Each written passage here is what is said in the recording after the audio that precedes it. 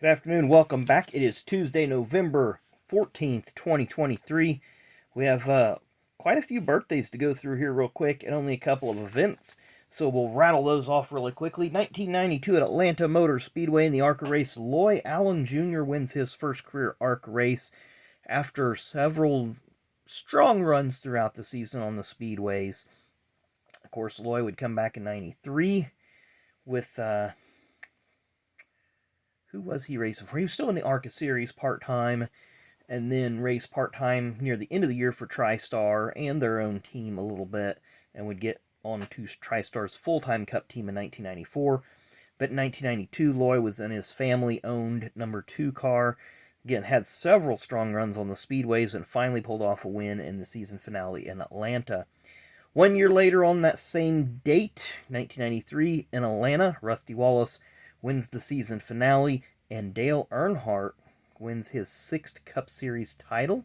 Neil Bonnet would start his final career race in what was basically a glorified start and park for RCR to help ensure Dale winning the title, giving Dale that one extra position that he needed to have a cushion at the bottom of the serial scoring. And in 1999, on this date, in Homestead, in the Cup race, Tony Stewart wins his 3rd race of the year as a rookie, becoming the first Cup Series rookie to win more than 2 races in a single season. So let's start off with some birthdays here. 1963, on this date, was born Scott Bloomquist. If you really want to listen to an interesting interview, go on the Dale Jr. Download. About a year and a half ago, listen to Scott Bloomquist's interview. Very, very interesting guy. Born on this day in 1946. I didn't pull any cards of him because I got a few other people that I wanted to show. But Mr. Bob Johnson. Bob was a crew chief for Cale Yarborough Motorsports, Junie Donlevy, and a few other teams. Seemed to be a master mechanic in the sense that he would get a lot of these cars to really, really handle and could do a lot with a little. Because think about it, Cale's team didn't have a lot of funding for a while, and neither did Junie Donlevy's, and Schrader ran well with that team. Cope had a few good runs, Mayfield had a few good runs, a couple other people in that time frame, Trickle, Speed, and those guys had a few good runs. But I always heard about Cale's team. Drivers would say about Cale that if Cale got, say, $5 million from sponsor money, he'd put $2 million towards the team and he'd keep $3 million instead of putting more money towards the team and making it more competitive. But, Cale is a businessman, and, he's going to do what he needs to do to make sure that business is good. Then who else do we have? 1954, born on this date, Eliseo Salazar, former IndyCar driver. I believe he had a bad accident 1 year. I want to say maybe at Homestead or Disney, where he had a broken leg or broken hip or something. But I may be confusing him with somebody else. But I remember he was part of the early Indy Racing League. Now we'll go to birthdays that we got cards of. Born on this day in 1955. Sadly, he passed away in 2022, and I didn't really realize it. That'd be Mr. Ted Prappas. I really don't remember his career, and this is the French card, so we're not going to try to read the wording there on the left. But I really don't remember that car. I remember the name, and I remember him trying to qualify for Indy, and remember him being in other races. I just don't really have a lot of recollection of his career, which I feel bad about.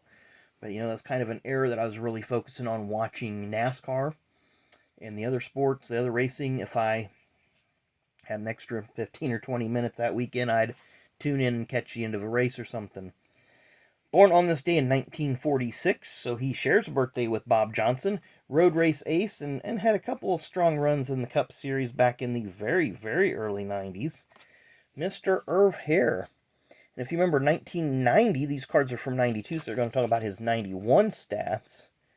But he's got 2 career top 10s in the Cup Series, both coming on the road courses at Sears Point and Watkins Glen, driving for Richard Jackson.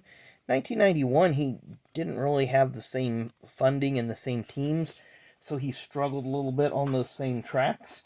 But an accomplished road racer in the Trans Am Series, some of the IMSA circuits, and so forth. Our next birthday comes from 1996, And I was looking at this guy's cards on the trading card database. Now, he does run some Xfinity and some trucks and all that. He only has cards from 2022 Panini releases. So keep that in mind. He doesn't have anything in 23, doesn't have anything in 21 and before. 2022 is the only card sets that this guy has releases in. He's got 131 cards listed on the database.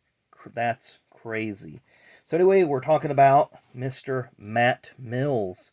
So we got a nice rated rookie. This would have been the first release because it was the first release of 2022. Of course, I think I've got him in the Prism somewhere, and I don't know if he was in Chronicles or not, but didn't have time to look for those because they're just spread out everywhere in here.